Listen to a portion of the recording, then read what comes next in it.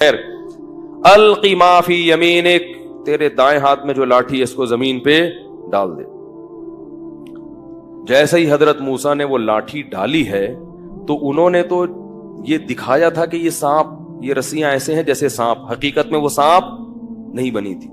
ادھر حضرت موسیٰ نے جو لاٹھی زمین پہ ڈالی تو وہ حقیقت میں اژدہا بن گئی، حقیقت میں بن گئی، اور ایک ہی لمحے میں ان ہزاروں سانپوں کو کھا گئی۔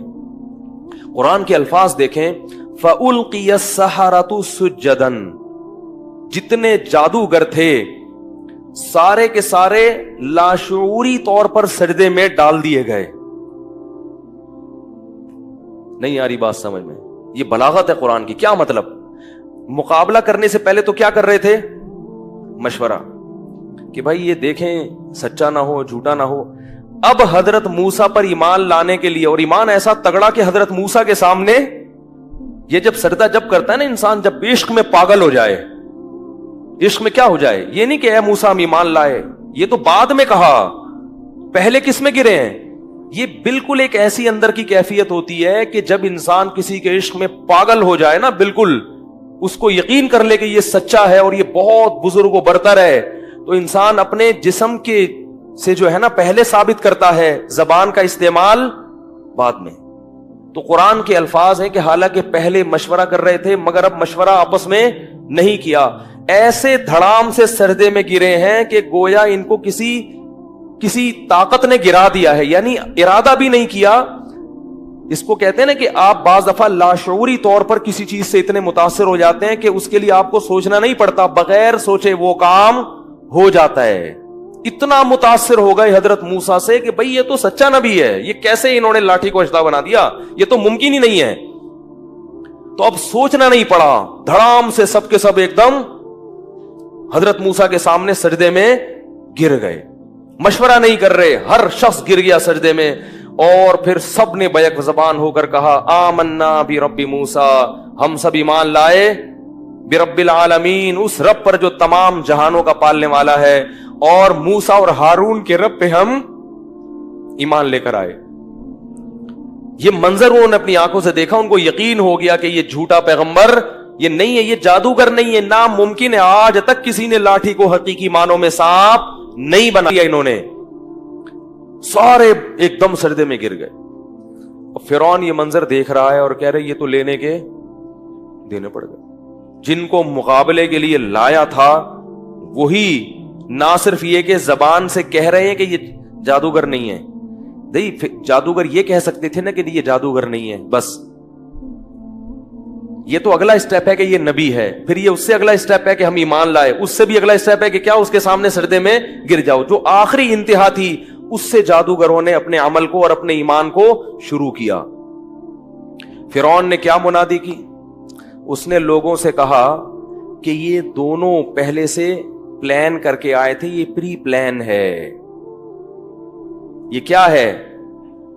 ان جادوگروں نے موسیٰ اور ہارون کے ساتھ مل کے نورا کشتی کا پروگرام بنایا ہوا تھا کہ یہ بڑا جادوگر ہے اور یہ کیا ہیں؟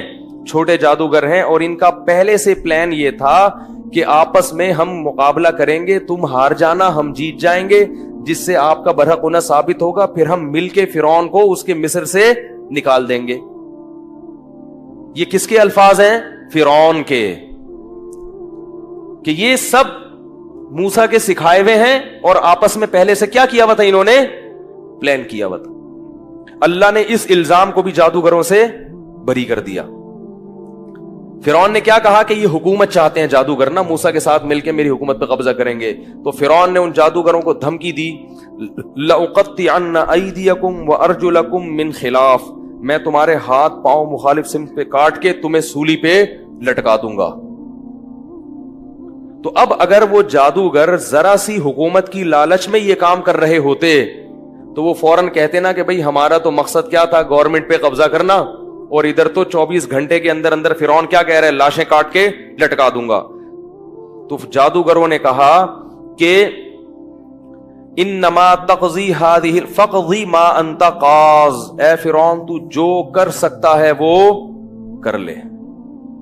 اس سے پتہ چل گیا کہ نورا کشتی بھی، بولو بھائی، جب اللہ حق کو واضح کرتے ہیں نا تو ایسے دودھ کا دودھ پانی کا پانی کر دیتے ہیں، مگر جس کی قسمت میں ہدایت نہیں ہوتی وہ بدبخت پھر بھی ہدایت حاصل، اگر نورا کشتی ہوتی تو وہ کٹنے کے لیے تھوڑی تیار ہوتے، وہ کہتے یار دیکھو جو سیاسی لوٹے ہوتے ہیں جن کا مقصد قوم کی خدمت نہیں ہوتا، سب کی بات نہیں کر رہا، جو بیان سن رہے ہیں ان کے علاوہ کی، کہ جن کا مقصد قوم کی خدمت نہیں ہوتا، تو اگر وہ کسی ذاتی مفاد میں ایک جماعت کے ساتھ سلوک کرتے ہیں تو اگر ان کو کہیں اور مفاد نظر آئے تو ادھر سے لڑک کے ادھر چلے جائیں گے. کیا خیال ہے؟ تو یہ علامت ہوتی ہے کہ بھائی تمہارا اپنا تو کوئی موقف اور نظریہ ہے نہیں، تمہیں جہاں مفاد نظر آئے. ہاں وہ مفاد کبھی دنیاوی ہوتا ہے، کبھی ملک، کبھی کبھار اس میں مفاد ہوتا ہے، لیکن ہوتا مفاد ہے. اب اگر جادوگروں کا مفاد حکومت ہوتی تو وہ کٹنے کے لیے کبھی بھی تیار نہیں ہوتے. تو جادوگروں نے کیا کہا فرعون کو؟ جب فرعون نے دھمکی دی، جادوگروں نے کہا لن نؤثرک علی ما جاءنا من البینات، اے فرعون موسیٰ کے برحق ہونے کے جو ہمارے پاس دلائل آ گئے ہیں نا، ان دلائل پر اب ہم تجھے ہرگز ترجیح نہیں دے سکتے. وما جاءنا من الحق، اور حق ہمارے پاس آ گیا ہے، اتنا واضح آ گیا ہے کہ اب ہم تجھے ترجیح نہیں دے سکتے. انا آمنا بربنا، ہم اپنے رب پر ایمان لائے ہیں، موسیٰ پر نہیں. اصل ایمان کس پر ہے؟ موسیٰ کے رب پر. یہ تیرا اور موسیٰ کا مقابلہ نہیں ہے، یہ تیرا اور رب کا مقابلہ ہے. اس لیے یاد رکھو جو مولانا لوگ علماء جو بات آپ کو کہتے ہیں نا یہ حلال ہے، یہ ناجائز ہے، یہ کرنے کا کام، یہ نہ کرنے کا، تو فیس بک پہ ان کے خلاف کمنٹس ہوتے ہیں تو وہ لوگ سمجھ رہے ہوتے ہیں ہم علماء کے خلاف کمنٹس کر رہے ہیں، حقیقت میں وہ اللہ کے خلاف کمنٹس کر رہے ہوتے ہیں. اگر وہ عالم اللہ کی بات بتا رہا ہے تو اس کی مخالفت اس مولانا یا مولوی کی مخالفت نہیں ہے، وہ کس کی مخالفت ہے؟ ابھی ایک بہت ہی سیکولر ٹائپ کا آدمی ہے فیس بک پر، جنت کا بڑا مذاق اڑاتا ہے. وہ کہتا ہے جنت میں لائبریری کیوں نہیں ہوگی، یہ حوریں اور عیش پرستی کیوں ہے، یہ مولوی لوگوں کو عیش پرست کیوں بنا رہے ہیں، ایسی فضول باتیں. جنت میں لائبریری ہے بھائی، یعنی جنت میں تو علم نالج ہونی چاہیے، فضول باتیں. اس کا جواب ہے بہت معقول، لیکن ابھی ادھر جاؤں گا تو بات لمبی ہو جائے گی. تو یہ جنت کا جو مذاق اڑا رہا ہے، کہنے کو تو وہ کہہ رہے ہیں مولوی، کیونکہ اس نے کہا یہ مولوی لوگ جو تمہیں جنت کی باتیں کرتے ہیں، حوریں ہوں گی اور یہ عیاشی ہوگی، تو یہ عیاشی کی ذہن کیوں بنا رہے ہیں تمہارا، یہ تعلیم کی طرف کیوں نہیں لے کے آ رہے؟ تو یہ اعتراض مولوی پر نہیں ہے، یہ کس پر ہے بھائی؟ تو جب مرو گے تو اللہ سے پوچھ لینا کہ اللہ جنت میں لائبریری، اور میں تو کہتا ہوں اگر جنت میں کتابیں ہیں تو پھر جنت میں کیوں جائے آدمی؟ کیا خیال ہے بھائی؟ جنت میں تو پڑھنا ہی، اگر جا کے بھائی یہیں تو پڑھ کے تو پاگل ہو گئے ہیں. تو سینس لیس لوگ ہیں. جنت تو اللہ کی طرف سے اعمال کا بدلہ ہے، عیش و عشرت کی جگہ ہے. یہاں عیاشی سے روک رہے ہیں، حرام عیاشی سے، تاکہ وہاں حلال عیاشی ہو سکے. تو جو مولوی پر اعتراض کر رہا ہے وہ مولوی پیروی کس پہ کر رہا ہے؟ اللہ پہ. تو اس کا جواب اللہ دے دے گا قیامت کے دن. اللہ کہے گا چونکہ آپ کو جنت بغیر لائبریری کے پسند نہیں تھی تو ہم نے آپ کے لیے جہنم میں ایک الگ سے ڈپارٹمنٹ کا انتظام کیا ہے. ٹھیک ہے نا؟ تو اللہ کی آیات کا جو مذاق اڑاتا ہے نا اس کا انجام بہت برا ہوتا ہے. اس لیے اپنے اس میں حد سے تجاوز مت کرو. تو ان جادوگروں نے کیا کہا؟ لن نؤثرک علی ما جاءنا من البینات والذی فطرنا، جس خدا نے ہم کو پیدا کیا اس خدا پر ہم ایک انسان کو ترجیح دیں، یہ نہیں ہو سکتا. اور آگے جواب میں کیا کہہ رہے ہیں کہ انا آمنا بربنا، ہم اپنے رب پر ایمان لائے ہیں، لیغفر لنا خطایانا، تاکہ ہم نے جو پیغمبر سے مقابلہ کیا نا، یہ جو جرم ہوا، اس جرم کو وہ کیا کر دے گا؟ معاف. یہ تو بہت بڑا جرم کیا ہم نے، لیکن ہمیں پتا چلا ہے کہ ایمان پچھلے سب گناہوں کو ختم کر دے. تو اتنا بڑا پروٹوکول مل رہا ہے، اتنے فائدے مل رہے ہیں، اس کو چھوڑ کے ہم تجھ پر ایمان لے کر آئے. اور یہ بھی کہنے لگا جادوگر، یہ دیکھو 1 سیکنڈ کا ایمان ہے لیکن کتنی حکمت اور بصیرت کی باتیں ہیں.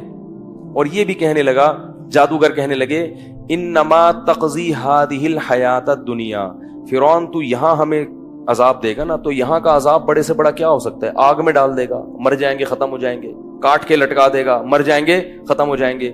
لیکن ہم جس رب پر ایمان لائے ہیں نا وہ ہمیں کیا دے گا؟ انا آمنا بربنا لیغفر لنا خطایانا وما اکرہتنا علیہ من السحر. اور آگے کہا واللہ خیر وابقا، اللہ جو انعام دے گا وہ تیرے انعام سے بھی بڑھ کر اور تیرا انعام اگر کتنا ہی زیادہ ہو کچھ دنوں میں ختم ہو جائے گا. اللہ جو انعام دے گا وہ ختم ہونے والا, یعنی اللہ اگر تجھ سے کم درجے کا انعام بھی دے رہا ہوتا تو بھی وہ اس قابل تھا کہ اس کو لیا جائے. کیا خیال ہے بھائی؟ کیونکہ وہ تو ہمیشہ رہے گا, جبکہ اللہ ہمیشہ کا انعام بھی دے رہا ہے اور وہ کوانٹٹی اور کوالٹی میں تیرے انعام سے زیادہ بھی ہے. تو ہم بیوقوف ہیں جو تجھ پر ایمان لائیں. دیکھو یہ جادوگروں کی بات اللہ کیوں نقل کر رہے ہیں, یہ ہمیں سبق دیا جا رہا ہے. جب بھی انسان اللہ کی نافرمانی کرتا ہے تو دنیا کے تھوڑے سے مزے کو, جو تھوڑا بھی ہے اور ختم ہونے والا بھی ہے, آخرت کے ان مزوں پر ترجیح دے رہا ہے جو زیادہ بھی ہیں اور ہمیشہ رہنے والی بھی ہیں. تو یہ صرف جادوگروں کی بات نہیں ہے, جو بھی اس نہج سے ہٹے گا وہ فرعون ہی کے راستے پہ چلے گا. اور پھر جادوگر یہ بھی کہنے لگے انہو من یأتی ربہ مجرمن, اے فرعون یہ بات سن لے کہ جو بھی قیامت کے دن اللہ کے سامنے مجرم بن کے آئے گا, کیونکہ اب تو موسیٰ علیہ السلام سے انہوں نے سن لیا نا کہ ایمان کے بغیر کوئی جنت میں نہیں جا سکتا. فَإِنَّ لَهُ نَارَ جَهَنَّمْ, تو اس کے لیے اللہ نے جہنم کی آگ تیار کر کے رکھی ہے. وَمَن يَعْمَلْ مِنَ الصَّالِحَاتِ وَهُوَ مُؤْمِنٌ, اور جو نیک اعمال کرے گا ایمان کے ساتھ, فَأُولَٰئِكَ لَهُمُ الدَّرَجَاتُ الْعُلَىٰ, تو تو نے کہا تھا نا میں اپنا قرب دوں گا, اونچے مقام دوں گا, 21واں گریڈ دوں گا, 22واں گریڈ دوں گا, تو اللہ نے ایسے لوگوں کے لیے اونچے اونچے درجات رکھے ہوئے. فرعون نے ان سب کو کیا کر دیا؟ قتل کر دیا. ہزاروں جادوگروں قتل ہو گئے. لیکن حضرت موسیٰ علیہ الصلوۃ والسلام کا دین اب تیزی سے پھیلنے لگا, بہت تیزی سے دین پھیلنے لگا. تو اب لوگ اور زیادہ ایمان خود فرعون کی قوم میں ایک شخص ایمان لے آیا, خود فرعون کی قوم میں ایک نہیں بہت سارے لوگ ایمان لانے لگے. قرآن نے سورہ مومن میں پورا ایک فرعونی کا تذکرہ کیا ہے کہ وہ دربار میں ایمان لے آیا, اپنا ایمان اس نے چھپایا اور کیسے اپنی قوم کو تبلیغ کرتا تھا وہ کہ بھئی تم کیا کر رہے ہو پیغمبر کی مخالفت کر کے. وہ بڑا لمبا واقعہ ہے, وقت اس میں بہت لگ جائے گا. تو اب کیا ہوا ہے کہ وقال الملأ من قوم فرعون اتذر موسى وقومه ليفسدوا في الارض ويذرك وآلهتك. کچھ دن گزرے ہیں کہ فرعون کے ہاں مشورہ ہوا, ان کی ایجنسیاں آ کے کیا کر دی تھی, خبر دے رہی تھی کہ فرعون کو درباریوں نے کہا کہ تم نے موسیٰ کو اور اس کی قوم کو آزاد چھوڑا ہوا ہے اور یہ پھیلتے جا رہے ہیں اور زمین میں فساد.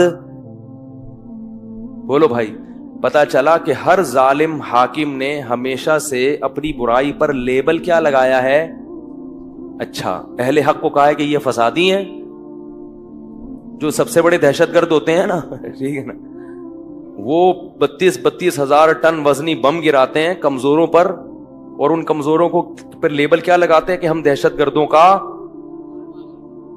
نہیں آ رہی بات میں, ان دہشت گردوں کے پاس لڑنے کے لیے غلیل بھی نہیں ہوتی اور آپ کے پاس بم ہوتے ہیں اور آپ لیبل کیا لگاتے ہیں.